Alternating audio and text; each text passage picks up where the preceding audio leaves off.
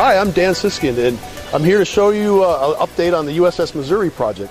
So since last time this was on Beyond the Brick, a lot of work's been done. We're 5 months into the project so far.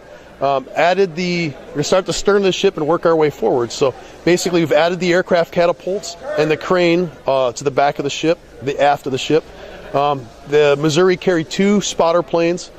These would be flying, basically to go look over the horizon. The ship is equipped with radar, but these guys can see a lot farther.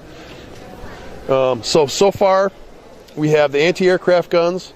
We have another battery of anti-aircraft guns here. These are 20mm cannons. There's 49 of them on the ship. They'd be manned, basically a couple of guys on each one. So they're scattered everywhere on the ship. They can bolt on one of these guns. They had one on here. I believe the turrets were pretty much done as they are when last time you guys saw it. We've added all the gun tubs. So there's 20 of these 40mm guns on the ship, or they're quad 40s. So there's actually 4 barrels on each gun emplacement. There's 10 of these 5-inch 38 caliber guns. Before this, I don't even think there were funnels on here. The superstructure wasn't even complete. So all the radars, these are directors for the guns. So these are for the 5-inch guns. These are for the 16-inch guns. And then every one of these 40mm batteries has a director too. So there's a crew that was firing the gun and another crew that basically directed the gun to the targets. The ship has searchlights on it. These haven't been powered up yet. Eventually everything you see here will be lit up. If it's a light, it'll be lit up. If it's a gun, it'll be powered, so they'll rotate, they'll elevate. This is the main 40mm anti-aircraft battery position. If you recognize any of this stuff from Star Wars, it's because they based a lot of it on World War II models.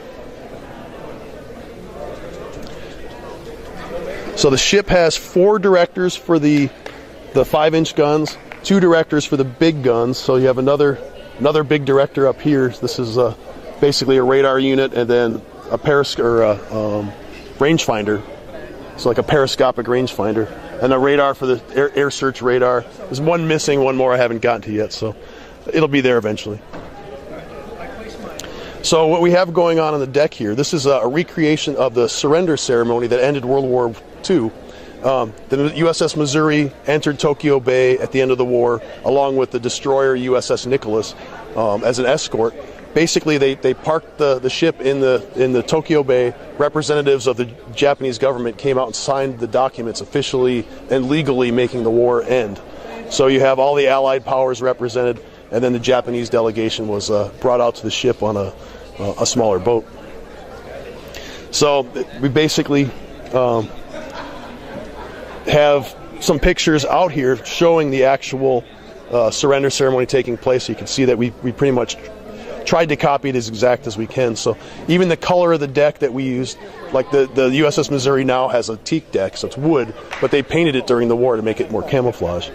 So again, at the front we have much more anti-aircraft guns. Anchor chains have been added. I don't think any of this stuff was on here when you saw it last time. There's a lot of railings and stuff that still need to be put on. You can see here that the texture changes. Eventually the entire deck will be tiled. Just haven't gotten that far yet. So, and at the very bow, a couple more anti-aircraft gun batteries. I'll eventually someday get to the anchors, but for the time being we can just have the chain end in the water.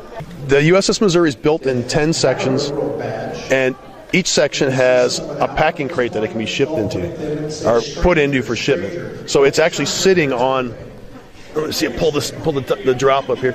It's sitting on the crate lid. So we have 10 custom-built crates that serve as a table, a platform for us to display it on, and then it doubles as a shipping system. So.